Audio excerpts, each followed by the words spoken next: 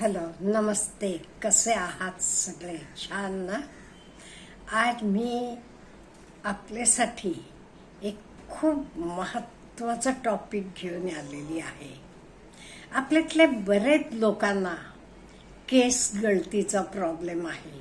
केस पातळ होतात, गळतात. ही तक्रार खूप जणांची असते. अहो, लहान वयातले मुला मुलींना तरी ह्या तक्रारीमुळे खूप वाईट वाटते. मग कॉस्टली तेला औषधं तर हे आणतात, पण काहीही उपयोग होत नाही. आज आपण घरात वापरतो त्या 5 वस्तू आपण शक्य एवढ्या जास्त आपले रोजचे जीवनात वापरल्या का नाही, आपले केस गळायचे कमी होतात. केस आता कशानं गळतात?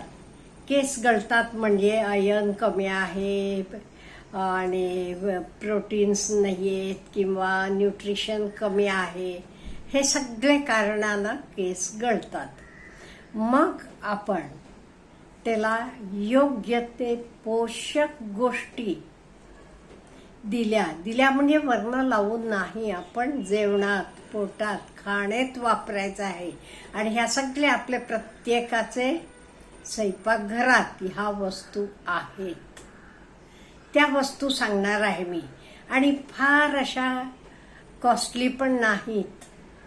एवढे प्रत्येकानं वापरून बघा. 1 महिना वापरला तर आपल्याला उपयोग दिसेल. मी इथे आपल्याला 5 गोष्टी सांगणार आहे, पण त्या प्रत्येकानं सगळ्या 5 वापरायला पाहिजेत असं नाहीये. तुम्हाला शक्य आहे त्या गोष्टी वापरा. आणि मेन काय होते, स्ट्रेसमुळे सुद्धा केस गळती होते.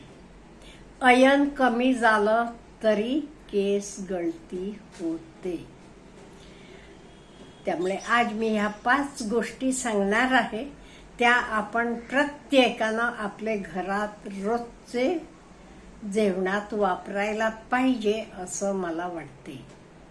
पहिलं म्हणजे कढीपत्ता. कढीपत्त्यात का नाही, कॉपर आणि आयर्न भरपूर आहे.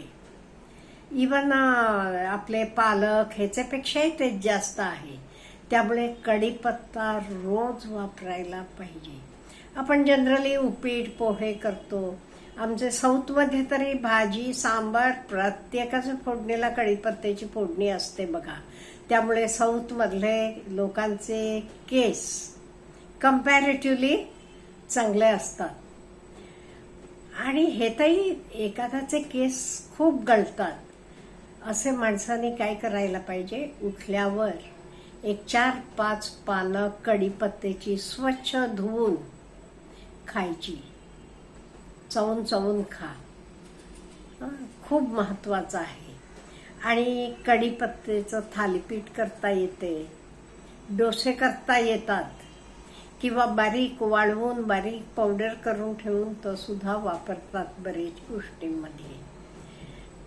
त्यामुळे कढीपत्त्याचा वापर आपण प्रत्येकानं करायला पाहिजे.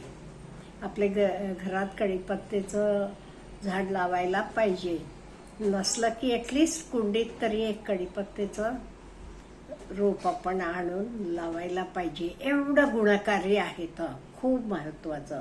त्यामुळे पूर्वीपासून आपले जेवणात म्हणजे फोडणी करताना वगैरे कढीपत्त्याचं पान आपण टाकतो. त्याच्यामुळे कढीपत्त्याचा वास पीस तर येतोच, पण शरीराला पण एस्पेशली केसांना खूप उपयोगी आहे. त्यामुळे पहिला कढीपत्ता. दुसरं मेथीचे दाणे, फेनुग्रीक म्हणतो. आता मेथीचे दाणे, आता उपीट वगैरे करताना पण 4 मेथीचे दाणे टाकायचे. डोसा इडली हे पण टाकायचे. त्याच्याशिवाय आपले केस गळत असले तर काय करायचं, रात्री मेथीचे दाणे स्वच्छ धुवून एक छोटे चमचे ना, खूप नाहीये, वाटीत भिजवून ठेवा. आणि दुसऱ्या दिवशी सकाळी उठल्यावर ते मेथीचे दाणे तरी चवून चवून खायचे आणि बरोबर तर भिजवलेलं पाणी सुद्धा पिऊन टाकायचं. हे रोज न चुकता करा. महिनेभरानं बघा तुम्हाला त्याचं फळ दिसते. ह्याच्याशिवाय मेथीला मोड आले तर मेथीचं कडवटपणा राहत नाही. आपण कुठल्याही भाज्या वगैरे करतो ते मेथीचे दाणे टाकायचे, एक चमचाभर टाकायचे आणि मोड आले का नाही मेथीला बिलकुल कडवटपणा राहत नाही. कढीपत्ता झाला, मेथी, आणि मेथी स्वस्त पण आहे, अशी काही फार महाग नाहीये. आणि तिसरं आवळा. आता आवळा ताजा मिळत असताना आवळा ताजा खावा. नाही ते आपल्याकडे आवळेचं लोणचं करतो आपण, मुरंबे करतो.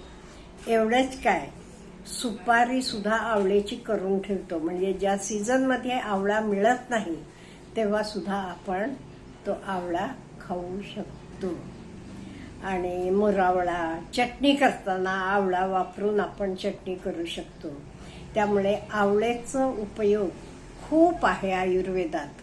त्यामुळे तिसरी गोष्ट आवळा. बघा, कढीपत्ता, मेथी, आवळा. आता पुढचं पंपकिन सीड्स म्हणजे भोपळ्याच्या ब्या. पण एक लक्षात ठेवा, भोपळ्याच्या ब्या कच्च्या नाही खायच्या. त्या का नाही वाळवून रोस्ट करायच्या आणि रोस्टेड ब्या म्हणजे भाजलेल्या ब्या एक चमचा खाल्ल्यात तरी चालते. किंवा सुपारी वगैरे करताना ते सुद्धा भोपळ्याच्या ब्या घालतात बघा. या खूप चांगल्या असतात का, म्हणजे हे तर आयर्न वगैरे भरपूर असते. आणि पुढचं महत्त्वाचं आणि आपण रोज वापरण्यासारखं मूग डाळ. मूग डाळीची खिचडी तरी आपण करतो, मुगाचे डोसे करू शकतो, लाडू करतात मुगाचे डाळीचे. त्यामुळे हे मुगाचे डाळीत का नाही प्रोटीन्स भरपूर आहेत आणि पचायला पण खूप ती हलकी आहे. त्यामुळे तुम्ही मुगाचे डाळीचं वरण करू शकता. खिचडी तरी आपण मुगाचे डाळीची करतो, ती पण चांगली आहे.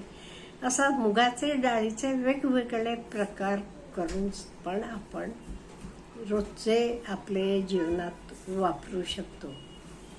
ह्याच्याशिवाय आपल्याला, आम्ही म्हटलं, आयर्न भरपूर पाहिजे केस गळती थांबायची असली तर मग आपण स्वयंपाक करताना शक्यतो कढया आणि आपले तवे वगैरे शक्य आहे तिथे लोखंडी वापरायचं.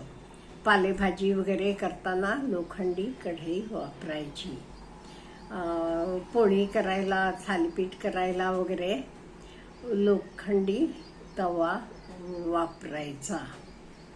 त्यामुळे केस गळती हल्ली खूप एक मोठा प्रॉब्लेम आहे आणि स्ट्रेसमुळे पण खूप केस गळतात बरं का.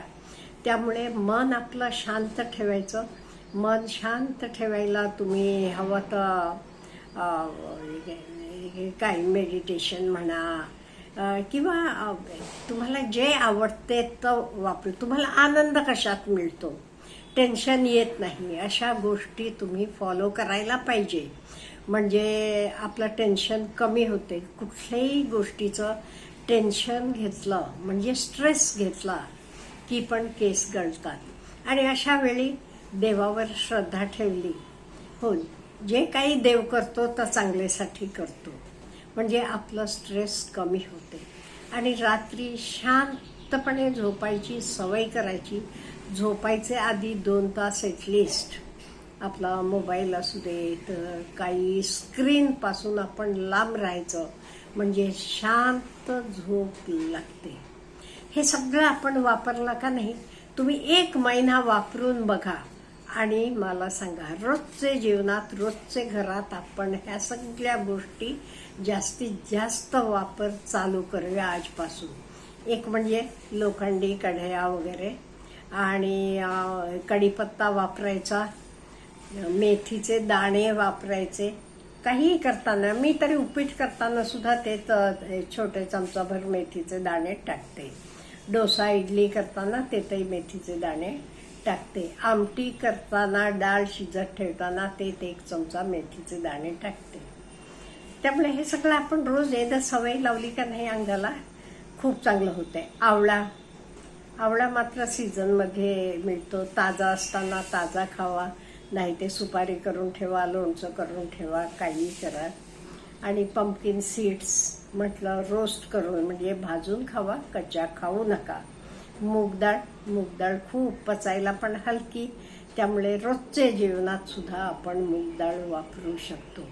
हे 1 महिना तुम्ही वापरून बघा आणि मला सांगा तुमचे केस गळती कमी झालेली आहे का. Have a good day.